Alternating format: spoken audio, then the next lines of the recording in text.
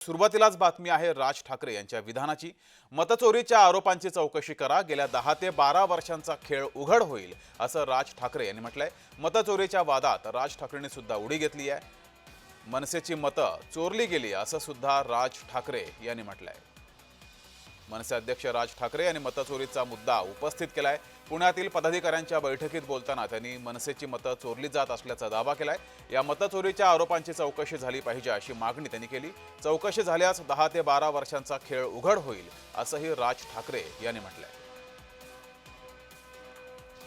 तर मतचोरीवरून विरोधक आक्रमक झालेले आहेत। एकीकडे राहुल गांधी यांची यात्रा सुरू आहे, संपूर्ण देशभर ही यात्रा सुरू आहे। यात्रा बिहारमध्ये आहे। अनेक विरोधकांनी यावर विरोधकातील नेत्यांनी आरोप केलेले आहेत। त्यात आता राज ठाकरे यांनी सुद्धा उडी घेतलेली आहे। राज ठाकरे यांनी सुद्धा मतचोरीचा आरोप केलेला आहे आणि या प्रकरणी चौकशी करा असं राज ठाकरे यांनी म्हटलंय।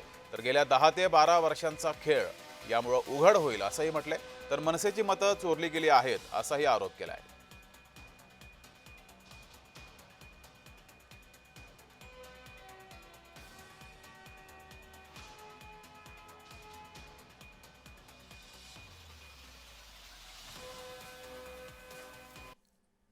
आपली मतं चोरली जात आहेत, बलकी हातपाय टाकली जात आहेत आणि तुम्हाला सतत पराभवाला सामोरं जावं लागतं। तुम्हाला जर असं वाटत असेल की लोकांनी आपल्याला मतदान केलं नाही, झूट आहे। आपल्या लोकांनी मतदान केलंय, परंतु ते आपल्यापर्यंत पोहोचलं नाही। हे मी त्या दिवशी शिवतीर्थच्या भाषणामध्ये पण बोललो होतो।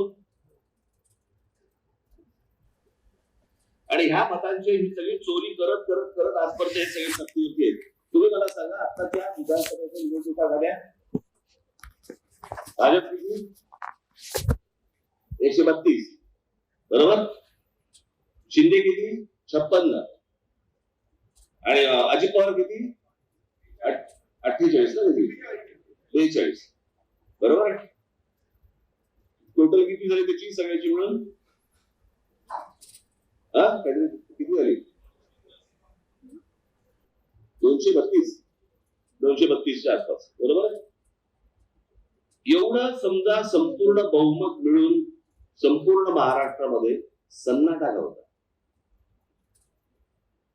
कुठेही विजयाचा जल्लोष का नव्हता। याचं कारण जे विजयी झाले त्यांना पटत नव्हतं, पचत नव्हतं। जे पराभूत झाले त्यांनाही पटत नव्हतं, कारण तो सगळा मतांचा गोंधळ होता। आणि त्या सगळ्या मतांच्या गोंधळावरती ही सगळे आतापर्यंत ज्या सगळ्या सत्ता राबवल्या गेल्या 2014 पासून, आता तुम्ही बघितलं असेल तर हे सगळं निवडणूक आयोगाची पत्रकार परिषद बघितली तुम्ही बरोबर। मग काहीतरी राहुल गांधींना काहीतरी ते लिहून द्यायला सांगितलं, शपथपत्र वगैरे वगैरे बरोबर। आता विरोधी पक्षाचे नेते कोण आहेत आता केंद्रामध्ये? राहुल गांधी मान्य। मग ते ठाकूर कोण? ठाकूर अनुराग ठाकूर। अनुराग ठाकूरने 6 मतदारसंघाचं काढलं, तो सत्ताधारी पक्षाचा आहे बरोबर। म्हणजे निवडणूक आयोगाने काय वागलं पाहिजे की अरे विरोधी पक्ष पण बोलतोय, सत्ताधारी पक्ष पण बोलतोय, म्हणजे सगळ्याची इन्क्वायरी व्हायला पाहिजे होती, परंतु सगळं प्रकरण दाबलं जातं। याचं कारण सगळा खेळ गेल्या 10-12 वर्षाचा उघडा पडेल।